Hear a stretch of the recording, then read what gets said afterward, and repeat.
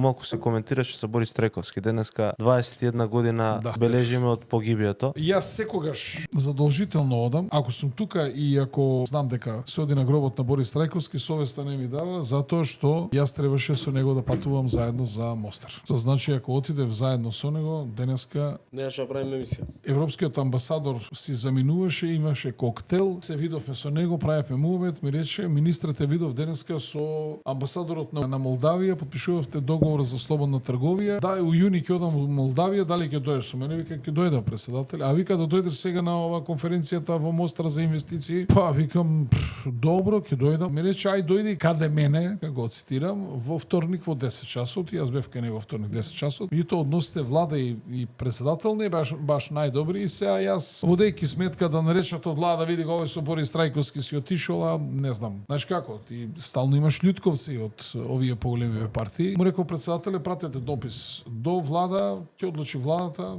за моето одење. Пред седницата на влада влегува Црвенковски, почнува седницата на влада, тера седницата на влада и во еден момент председателот Црвенковски вика конференција за инвестиции во Мостар, кој треба да оди? Илинка вика Јакимовски треба да оди. Јас викам, а зашто додам не е за Македонија? Ја и таа почнуваме да полемизираме. Ки на крај Црвенковски вели, сега што одлучуваш, одиш или? И ја викам, пак ќе пратам некој од помалите. Добро, одиме на следна точка на дневен ред. Ако Црвенковски, Бранко речеше Стевче мораш заедно со Борис Трајковски, ќе беше завршено. И втор пат тој ден ја избегнав смртта, добив задача од Бранко Црвенковски подхитно да барам состанок во Москва, да го палам авионот, владиниот авион, значи за истиот тој ден за наплата на клиричкиот долг од русите. Меѓутоа од Горан Минчев бев информиран дека авионот е зафатен со председателот на државата.